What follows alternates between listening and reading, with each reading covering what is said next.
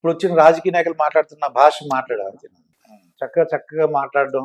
ఆయన ఒక్కరే కాదు, ఆ తరంలో నాయకులంతా కూడా మీది విభేదించిన మాత్రం చేతి తిట్టేది కాదు. చెన్నారెడ్డి గారు ఉన్నారు ఆ రోజుల్లో, మన వెంకయ్యనాయుడు గారు, జైపాల్ రెడ్డి గారు ప్రతిపక్ష నాయకులు 75లో. వాళ్ళు ఏం శాసనసభలో మాట్లాడినా కూడా చాలా గట్టిగా దాన్ని తీసుకుని తన వాదన తాను వారు చెప్పిన పాయింట్లు అర్థం చేసుకుని తిరిగి సమాధానం చెప్పే ప్రయత్నం చేసేవారు. ఆ రోజుల్లో ప్రతి రాజకీయ పార్టీ అంతే. రోసయ్య గారు కూడా చాలా ఇంట్రెస్టింగ్ ఉండేదండి మాకు. ఇప్పుడు ఒకప్పుడు నీలం సంజయ్ రెడ్డి గారు ముఖ్యమంత్రిగా ఉండగా గౌతులచ్చన్న గారు ప్రతిపక్ష నాయకుడు. సంజయ్ రెడ్డి గారు ఉత్తరాంతరికి వెళ్ళారు, శ్రీకాకుళం జిల్లా ప్రాంతానికి వెళ్ళారు పర్యటనకి.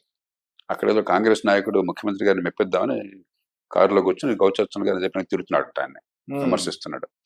నేను ఒక 5-10 నిమిషాలు విని కారు ఎక్కడికి వెళుతుంది. ఆ రోజుల్లో కార్లు ఉంటే కదా, నిర్మానుష్యంగా ఉండదు రోడ్డు. కారు ఒక ఊరి నుంచి ఒక ఊరికి వెళ్తుంది ముఖ్యమంత్రి గారి కారు. మధ్యలో డ్రైవర్ని కారు ఆపోయా అన్నట్టు, దిగిపోయాను పంపించాడు. అది పంపించేసి కారు. ప్రతిపక్ష నాయకుడిని తిడుతుంటే ముఖ్యమంత్రి అలా స్పందించారు. అది సంస్కారం. రాజకీయ విభేదాలు ఉండొచ్చు, సిద్ధాంతాల విభేదాలు ఉండొచ్చు, వ్యక్తులుగా శత్రువులం కాదు. గౌరవప్రదమైన మనుషులు సమాజంలో అందరినీ గౌరవించాలి. ప్రజాస్వామ్యంగా అర్థమైన వాళ్ళు రాజకీయంలో ఉన్న ప్రతి ఒక్కరిని గౌరవించాలి. మీ ప్రత్యర్థులు కాబట్టి తిట్టక్కర్లేదు. వాళ్ళ వాదనలో తప్పు ఉంటే మీ సిద్ధాంతం మీరు వస్తుంటే మీ సిద్ధాంతాన్ని మీరు చెప్పుకోండి ప్రజలకు. మురికి వ్యాఖ్యలు తర్వాత ఆయన వాదనలో పొరపాటు ఉందని మీరు ప్రజలకు నిరూపించండి. అలాగే ఆయన మీకు మీ వాదనలో పొరపాటు నిరూపిస్తారు, ప్రజలు నిర్ణయం చేస్తారు. అంతేగాని దీనిలో వ్యక్తిగతమైన బండబూతులకి, తిట్లకి, శాపనార్థాలకి, హింసకి మీరు దాడులు చేయడానికి ఎప్పుడు వస్తుంది? అది రాజకీయ సంస్కృతి, ప్రజాస్వామ్య సంస్కృతి, లేఖి సంస్కృతి. అది హింస కావచ్చు, బూతులు కావచ్చు. దాని నుంచి బయటపడకపోయినట్టయితే సమాజం మొత్తానికి నష్టం చేస్తున్నాం. ప్రజలు గుర్తించాల్సింది ఏమిటంటే, అధికారంలో ఉన్నది మన కోసం కానీ వాళ్ళ కోసం కాదు. ఓటు వేసేది పోటీ చేసే వాళ్ళ కోసం కాదు, మన భవిష్యత్తు కోసం. కాబట్టి మనం వెర్రివాళ్ళం అవ్వకుండా మన కులమో, మతమో, పార్టీ మరొకటి పెట్టుకుని మనం డూడు బసవన్నలాగా, బానిసల్లాగా తయారు కాకుండా ఆత్మగౌరవంతో మనం నిలబడాలి. మన గురించి మనం ఆలోచించుకోవాలి. ఎలక్షన్లో ఇష్టం వచ్చిన వాళ్ళు కొట్టేయండి, కానీ ఎలక్షన్ అయిపోయిన తర్వాత ఇది మన కోసం ఈ ప్రభుత్వం అన్నది, పన్నులు కట్టేది మనం, ఇది వాడిది కాదు మనది, మనం ఇచ్చాం, మనం దింపేస్తే ఇంకెళ్ళిపోతారని గుర్తించండి. గుర్తించి మీకోసం మీరు ఆలోచించండి, మీ కుటుంబాల గురించి, మీ పిల్లల గురించి ఆలోచించండి, నిర్ణయాలు తీసుకోండి. అంతేగాని వాడు బానిసగా అయిపోయి వాళ్ళ కోసం మీరు ఈ ముఠాలు, కలహాలు, ప్రాణాలు తీసుకోవటాలు, ప్రాణాలు తీయటాలు, తట్టుకోవటాలు, తన్నుకోవటాలు, ఇవి విజ్ఞతగల సమాజంలో సరైన పద్ధతులు కాదు. ఈ మధ్యకాలంలో సైబర్ నేరాలు IAS, IPS ఆఫీసర్లు కూడా ఇబ్బంది పాలవుతున్నారండి.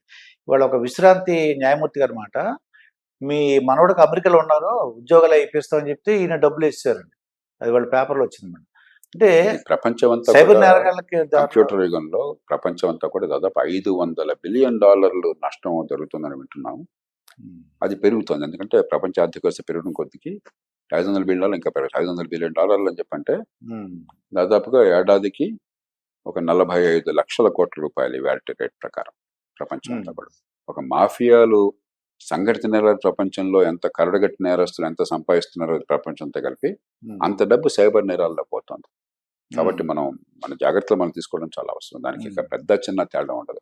అదే ఆశ్చర్యం ఉంది. సామాన్య ప్రజలు చదువుకున్న వాళ్ళు అనుకున్నాం కానీ IAS, IPS ఆఫీసర్లు వాళ్ళ భార్యలు కానీ విశ్రాంతి న్యాయమూర్తి గారండి పాపం అలా చేయలేదండి. అందుకనే ఇప్పుడు దానికి ఒక మంచి పని ఏంటంటే, ఖచ్చితంగా మన దేశంలో పోలీసులు గట్టి ప్రయత్నం చేస్తున్నారు. హైదరాబాద్ లో ఉదాహరణకి సైబర్ నేరాల వింగ్ ప్రజల్లోకి అవగాహన పెంచడం కానీ, లేకపోతే వెంటనే స్పందించడం కానీ ప్రయత్నం చేస్తున్నారు. అంత చేసినా కూడా ఒకసారి నష్టపోయిన తర్వాత దాన్ని భర్తీ చేయడం చాలా కష్టం. నష్టపోకుండా మన జాగ్రత్తలు తీసుకోవడం చాలా అవసరం. చాలా మంచి విషయాలు చెప్పారు సార్. ఏదైనా మంచి టాపిక్ మీ దగ్గరకు వస్తాను సార్. ఇదండి లోక్సత్తా జయప్రకాష్ నారాయణ గారితో జరిగిన ఇంటర్వ్యూ. మరొక ఇంటర్వ్యూతో మీ ముందుంటాను, మీ మాస్టర్ దుర్గా ప్రసాద్.